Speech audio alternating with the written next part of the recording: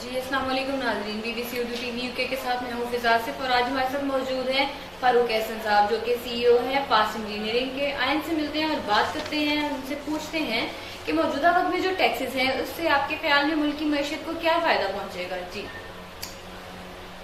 بسم اللہ الرحمن الرحیم۔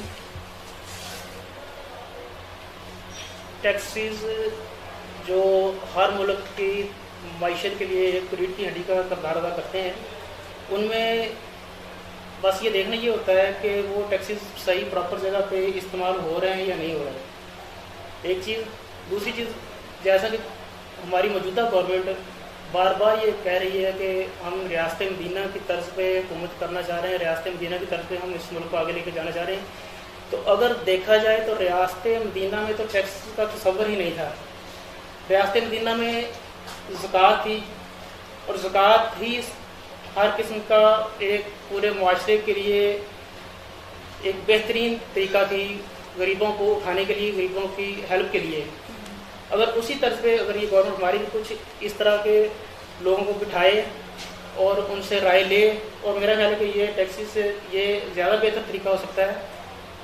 تو ٹیکسز کے بارے میں مزید یہ ہے کہ اگر اس کو بہتر طریقے سے آسان کیا جائے تو زیادہ بہتر ہے، تاکہ لوگ زیادہ ٹیکس نیٹ میں آ سکیں، وہ خوشی سے ٹیکس دیں، نہ کہ مطلب اس نظام کو اتنا پیچیدہ کیا دیا جائے کہ لوگ اس کی وجہ سے پریشان ہوں، اور جو ایک ایمانداری سے بھی کام کر رہے ہیں وہ بھی ٹیکس دیتے ہوئے گھبرائیں۔ میرا یہ اس میں ہے کہ گورنمنٹ اس پہ تھوڑی توجہ دے اور اس کو اتنا ریلیکس کریں ان قوانین کو، تاکہ لوگوں میں یہ گھبراہٹ ہے وہ دور ہو جائے۔ جی، اور کیا موجودہ حکومت کی دیگر پالیسیوں سے آپ مطمئن ہیں؟ دیکھیں، یہ ایک مطلب میری اپنی رائے ہو سکتی ہے، میں ہو سکتا متفق نہ بھی ہوں، لیکن پاسبل ہے کہ کچھ لوگ مطمئن بھی ہوں، تو یہ تو ایک اس طرح کا ہر ایک بندہ ویری ہے، اس میں کوئی ایسا سچ نہیں ہے۔ اور جیسا کہ آپ کو پتہ ہے کہ رمضان شریف آیا ہے اور مہنگائی جو ہے وہ اپنے عروج پہ پہنچی ہوئی ہے، تو یہ غریب طبقہ کیسے گزارا کرے گا؟ اس کے متعلق آپ کیا کہنا چاہیں گے؟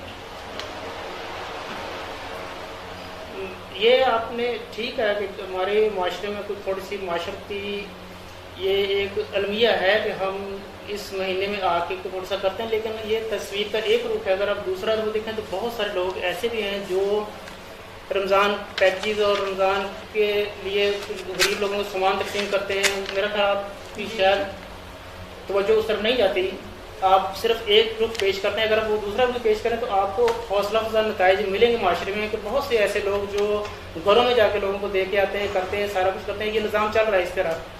تو باقی یہ جو لوگ ناجائز منافع خوری کرتے ہیں، یہ بھی ہمارے معاشرے کے لوگ ہیں۔ ہمیں اس کو کنٹرول کرنے کے لیے کوشش کرنی چاہیے، انفرادی طور پر بھی اور اجتماعی طور پر بھی، اور اسپیشلی گورنمنٹ کے لیول پہ زیادہ اس کو توجہ دینی چاہیے۔ جی بہت شکریہ۔ یہ تھے فاروق احسن صاحب جو کہ اپنے خیالات کا اظہار کر رہے تھے۔ کیمرہ مین ٹیم کے ساتھ فضا Asif, BBC Urdu TV UK۔